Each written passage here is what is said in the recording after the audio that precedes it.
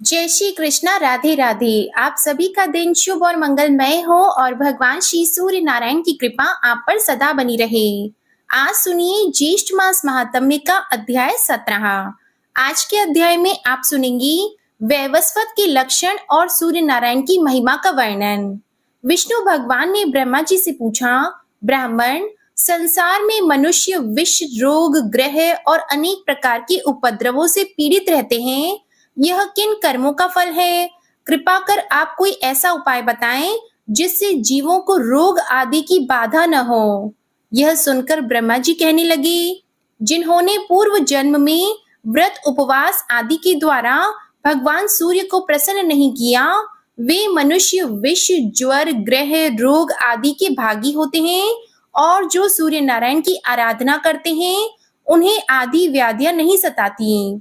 पूर्व जन्म में भगवान सूर्य की आराधना से इस जन्म में आरोग्य, परम बुद्धि और जो भी मन में इच्छा करता है, निसंदेह उसे प्राप्त कर लेता है।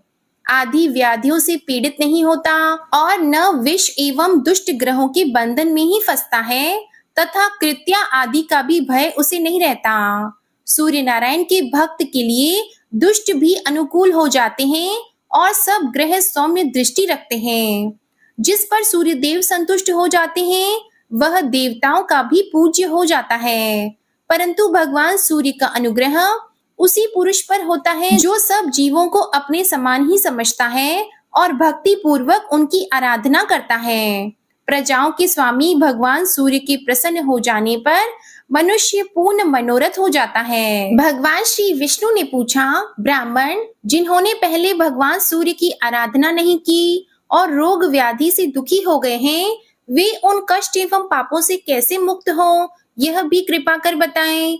हम भी भक्ति पूर्वक भगवान सूर्य की आराधना करना चाहते हैं। तब ब्रह्मा जी बोले, भगवान, यदि आप भगवान सूर्य की आराधना करना चाहते हैं तो आप पहले वैवस्वत अर्थात सूर्य भक्त बने, क्योंकि बिना विधि पूर्वक सौरी दीक्षा के उनकी उपासना पूरी नहीं हो सकती। जब मनुष्यों के पाप क्षीण होने लगते हैं, तब भगवान सूर्य और ब्राह्मणों में उनकी नैष्ठि की श्रद्धा भक्ति होती है। इस संसार चक्र में भ्रमण करते हुए प्राणियों के लिए भगवान सूर्य को प्रसन्न करना एकमात्र कल्याण का निष्कंटक मार्ग है। विष्णु भगवान ने पूछा, ब्राह्मण, वैवस्वतों का क्या लक्षण है और उन्हें क्या करना चाहिए, यह आप बताएं। तब ब्रह्मा जी बोले, वैवस्वत वही है जो भगवान सूर्य का परम भक्त हो तथा मन, वाणी एवं कर्म से कभी जीव हिंसा न करे, ब्राह्मण, देवता और भोजक को नित्य प्रणाम करे, दूसरे के धन का हरण न करे, सभी देवताओं एवं संसार को भगवान सूर्य का ही स्वरूप समझे और उनसे अपने को अभिन्न समझे। देवता, मनुष्य, पशु, पक्षी, पीपलिका, वृक्ष, पाषाण, काष्ठ, भूमि, जल, आकाश तथा दिशा सर्वत्र भगवान सूर्य को व्याप्त समझे, साथ ही स्वयं को भी सूर्य से भिन्न न समझे, अर्थात अलग न समझे। जो किसी भी प्राणी में दुष्ट भाव नहीं रखता, वही वैवस्वत सूर्य उपासक है। जो पुरुष आसक्ति रहित होकर निष्काम भाव से भक्ति पूर्वक भगवान सूर्य के निमित्त क्रियाएं करता है, वह वैवस्वत कहलाता है। जिसका न तो कोई शत्रु हो और न कोई मित्र हो तथा न उसमें भेद बुद्धि हो, सबको बराबर देखता हो, ऐसा पुरुष वैवस्वत कहलाता है। जिस उत्तम गति को वैवस्वत पुरुष प्राप्त करता है, वह योगी और बड़े बड़े तपस्वियों के लिए भी दुर्लभ है। जो सभी प्रकार से भगवान सूर्य का दृढ़ भक्त है, वह धन्य है। भक्ति पूर्वक आराधना करने से ही सूर्य भगवान का अनुग्रह प्राप्त होता है। ब्रह्मा जी ने फिर से कहा, मैं भी उनके दक्षिण किरण से उत्पन्न हुआ हूँ और उन्हीं के वाम किरण से भगवान शिव तथा वक्ष स्थल से शंख, चक्र, गदाधारी आप उत्पन्न हैं। उन्हीं की इच्छा से आप सृष्टि का पालन तथा शंकर जी संहार करते हैं।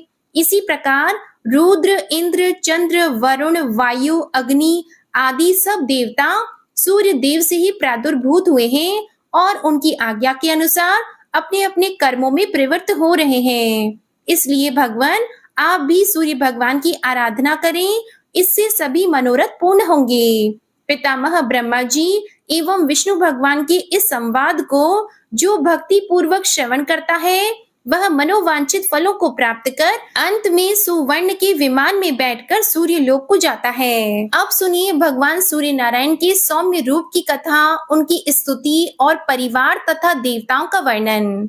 राजा शतानीक ने कहा, मुनि, भगवान सूर्य की कथा सुनते सुनते मुझे तृप्ति नहीं होती, अतः आप पुनः उन्हीं के गुणों और चरित्रों का वर्णन करें। तब सुमंतु मुनि बोले, राजन, पूर्व काल में ब्रह्मा जी ने भगवान सूर्य की जो पवित्र कथा ऋषियों को सुनाई थी उसे मैं आपको सुनाता हूँ। वह कथा पापों को नष्ट करने वाली है।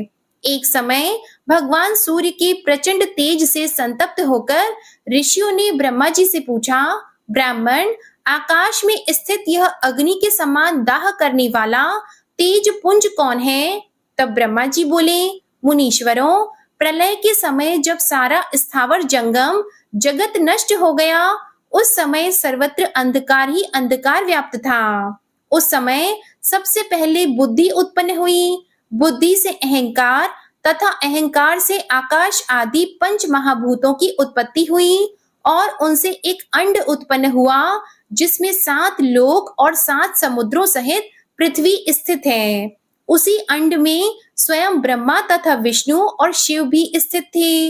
अंधकार से सभी व्याकुल थे। अनंतर सब परमेश्वर का ध्यान करने लगे। ध्यान करने से अंधकार को हरण करने वाला एक तेज पुंज प्रकट हुआ।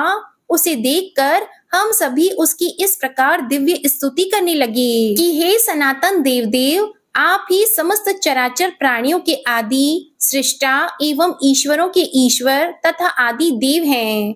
देवता, गंधर्व, राक्षस, मुनि, किन्नर, सिद्ध, नाग तथा तिर्यक योनियों के आप ही जीवधार हैं। आप ही ब्रह्मा, शिव, विष्णु, प्रजापति, वायु, इंद्र, सोम, विवस्वान, वरुण तथा काल हैं एवं जगत की सृष्टा, सहर्ता, पालनकर्ता और सबके शासक भी आप ही हैं। आप ही नदी, सागर, पर्वत, विद्युत, इंद्रधनुष इत्यादि सब कुछ हैं। प्रलय, प्रभव, व्यक्त एवं अव्यक्त भी आप ही हैं। ईश्वर से परे विद्या, विद्या से परे शिव तथा शिव से परतर आप परम देव हैं। हे परमात्मन, आपके पाणी, पाद, अक्षी, सिर, मुख सर्वत्र चतुर्दिक व्याप्त हैं। आपकी दैदीप्यमान सहस्त्रों किरणें सब ओर व्याप्त हैं। इस प्रकार हमारी स्तुति से प्रसन्न होकर वे तेजस रूप कल्याणकारी देव मधुर वाणी में बोले, देवगण, आप क्या चाहते हैं? तब हमने कहा, प्रभु, आपके इस प्रचंड तप्त रूप को देखने में कोई भी समर्थ नहीं है, इसलिए संसार के कल्याण के लिए आप सौम्य रूप धारण करें। देवताओं की ऐसी प्रार्थना सुनकर उन्होंने एवं अस्तु कहकर सभी को सुख देने वाला उत्तम रूप धारण कर लिया। सुमंतु मुनि कहने लगे, राजन, सांख्य योग का आश्रय ग्रहण करने वाले योगी आदि तथा मोक्ष की अभिलाषा रखने वाले पुरुष इनका ही ध्यान करते हैं। इनके ध्यान से बड़े बड़े पाप नष्ट हो जाते हैं। अग्निहोत्र, वेद पाठ और प्रचुर दक्षिणा से युक्त यज्ञ भी भगवान सूर्य की भक्ति के 16वीं कला के समान भी फलदायक नहीं है। ये तीर्थों के भी तीर्थ, मंगलों के भी मंगल और पवित्रों के भी पवित्र करने वाले हैं। जो इनकी आराधना करते हैं वे सभी पापों से मुक्त होकर सूर्य लोक को प्राप्त करते हैं। वेद आदि शास्त्रों में भगवान दिवसपति उपासना आदि के द्वारा जिस प्रकार सुलभ हो जाते हैं, उसी प्रकार सूर्य देव समस्त लोकों के उपास्य हैं।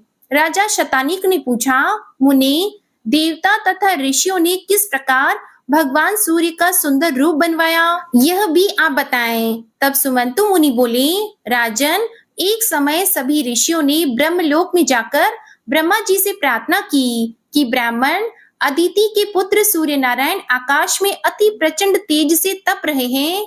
जिस प्रकार नदी का किनारा सूख जाता है, वैसे ही अखिल जगत विनाश को प्राप्त हो रहा है। हम सब भी अति पीड़ित हैं और आपका आसन कमल पुष्प भी सूख रहा है।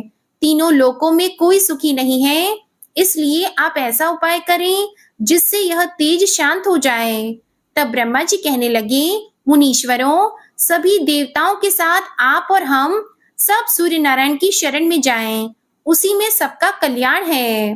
ब्रह्मा जी की आज्ञा पाकर ब्रह्मा, विष्णु तथा शंकर सभी देवता और ऋषिगण उनकी शरण में गए और उन्होंने भक्ति पूर्वक नम्र होकर अनेक प्रकार से उनकी स्तुति की।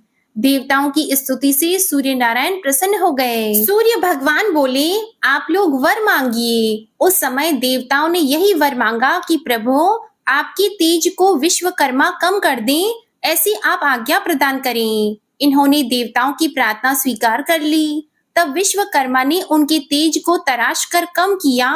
इसी तेज से भगवान विष्णु का चक्र और अन्य देवताओं के शूल, शक्ति, गदा, वज्र, बाण, धनुष, दुर्गा आदि देवियों के आभूषण तथा शिविका अर्थात पालकी, परशु आदि आयुध बनवाकर विश्वकर्मा ने उन्हें देवताओं को दिए। भगवान सूर्य का तेज सौम्य हो जाने से तथा उत्तम उत्तम आयुध प्राप्त कर देवता अत्यंत प्रसन्न हुए और उन्होंने पुनः उनकी भक्ति पूर्वक स्तुति की। देवताओं की स्तुति से प्रसन्न होकर भगवान सूर्य ने और भी अनेक वर उन्हें प्रदान किए। अनंतर देवताओं ने परस्पर विचार किया कि दैत्य गण वर पाकर अत्यंत अभिमानी हो गए हैं। वे अवश्य भगवान सूर्य को हरण करने का प्रयत्न करेंगे। इसलिए उन सबको नष्ट करने के लिए तथा इनकी रक्षा के लिए हमें चाहिए कि हम इनके चारों ओर खड़े हो जाएं, जिससे ये दैत्य सूर्य को देख न सकें। ऐसा विचार कर स्कंद दंड नायक का रूप धारण कर भगवान सूर्य के बाईं ओर स्थित हो गए। भगवान सूर्य ने दंड नायक को जीवों के शुभ अशुभ कर्मों को लिखने का निर्देश दिया। दंड का निर्णय करने तथा दंड नीति का निर्धारण करने से दंड नायक नाम पड़ा। अग्निदेव पिंगल वर्ण के होने के कारण पिंगल नाम से प्रसिद्ध हुए और सूर्य भगवान की दाहिनी ओर स्थित हुए। इसी प्रकार दोनों पार्श्वों में दो अश्विनी कुमार स्थित हुए। वे अश्व रूप से उत्पन्न होने के कारण अश्विनी कुमार कहलाए। महाबलशाली राज्ञ और श्रोष दो द्वारपाल हुए। राज्ञ कार्तिकेय के और श्रोष हर के अवतार कहे गए हैं। लोक पूज्य ये दोनों द्वारपाल धर्म और अर्थ के रूप में प्रथम द्वार पर रहते हैं। दूसरे द्वार पर कलमाश और पक्षी ये दो द्वारपाल रहते हैं। इनमें से कलमाश यमराज के रूप हैं और पक्षी गरुड़ रूप हैं। ये दोनों दक्षिण दिशा में स्थित हैं। कुबेर और विनायक उत्तर में तथा दिंडी और रेवंत पूर्व दिशा में स्थित हैं। दिंडी रुद्र रूप है और रेवंत भगवान सूर्य के पुत्र हैं।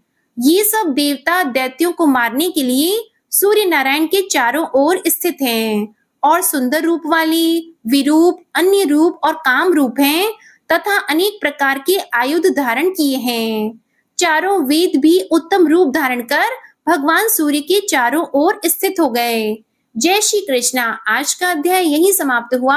अगले अध्याय में आप जानेंगे सांब द्वारा भगवान सूर्य की आराधना, कुष्ठ रोग से मुक्ति तथा सूर्य स्तवराज के कथन का वर्णन। अब आप सुनिए विष्णु चालीसा का पाठ। विष्णु सुनिए विनय सेवक की चित लाए, कीरत कुछ वर्णन करो दीजिए ज्ञान बताए। नमो विष्णु भगवान खरारी, कष्ट नशावन अखिल बिहारी। प्रबल जगत में शक्ति तुम्हारी, त्रिभुवन फैल रही उजियारी। सुंदर रूप मनोहर सूरत, सरल स्वभाव मोहनी मूरत। तन पर पीतांबर अति सोहत, बैजंती माला मन मोहत। शंख चक्र कर गदा विराजे, देखत दैत्य असुर दल भाजे। सत्य धर्म मद लोभन गाजे, काम क्रोध मद लोभन छाजे। संत भक्त सज्जन मन रंजन, दनुज असुर दुष्टन दल गंजन। सुख उपजाए कष्ट सब भंजन, दोष मिटाय करत जन सज्जन। पाप काट भव सिंधु उतारण, कष्ट नाश कर भक्त उबारण। करत अनेक अनेक रूप प्रभु धारण, केवल आप भक्ति के कारण। धरणी धेनु बन तुम ही पुकारा, तब तुम रूप राम का धारा। भार उतार असुर दल मारा, रावण आदित्य को संहारा। आप वराह रूप बनाया, हिरण्याक्ष को मार गिराया। धर्मस्य तन सिंधु बनाया, 14 रत्नन को निकलाया। अमिलख असुरन द्वंद मचाया, रूप मोहिनी आप दिखाया। देवों को अमृत पान कराया, असुरन को छवि से बहलाया। कूर्म रूप धर सिंधु मझाया, मंदराचल गिरि तुरत उठाया। शंकर का तुम फंद छुड़ाया, भस्मासुर को रूप दिखाया। वेदन को जब असुर डुबाया, कर प्रबंध उन्हें ढूंढवाया। मोहित बन कर खल ही नचाया, उस ही कर से भस्म कराया। असुर जलंधर अति बलदाई, शंकर से उनकी लड़ाई। हार पार शिव सकल बनाई, कीन सती से छल खल जाई। सुमिरन कीन तुम्हें शिव रानी, बतलाई सब विपत कहानी। तब तुम बने मुनीश्वर ज्ञानी, वृंदा की सब सुरति भुलानी। देख 3 धनुज शैतानी, वृंदा आए तुम्हें लपटानी। हो स्पर्श धर्म क्षति मानी, हना असुर उर शिव शैतानी। तुमने ध्रुव प्रहलाद उबारे, हिरणाकुश आदिक खल मारे।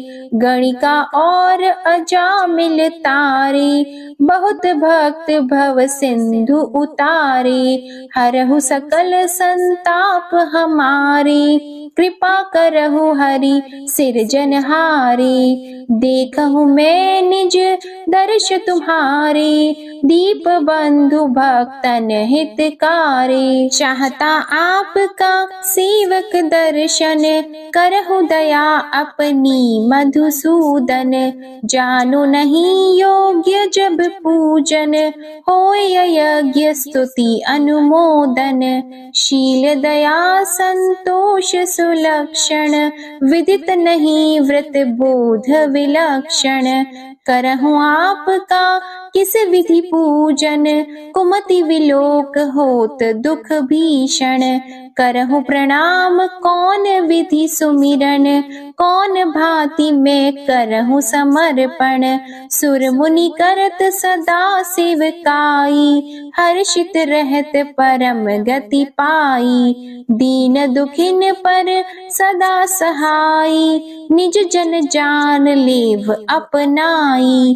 पाप दोष संताप नशाओ, भव बंधन से मुक्त कराओ। सुत संपत्ति दे सुख उपजाओ, निज चरणन का दास बनाओ। निगम सदा ये विनय सुनावे, पढ़े सुने सो जन सुख पावे। श्री विष्णु चालीसा समाप्त होती है। प्रेम से बोलिए भगवान विष्णु और माता लक्ष्मी की जय। आपको आज की कथा पसंद आए तो वीडियो को लाइक कीजिएगा, शेयर कीजिएगा, कमेंट में भगवान श्री सूर्य नारायण की जय लिखिएगा और चैनल को भी सब्सक्राइब करिएगा। इसी के साथ आज आप हमारे चैनल पर गुरुवार व्रत की कथा भी जरूर सुनिएगा। प्रेम से बोलिए भगवान श्री सूर्य नारायण की जय।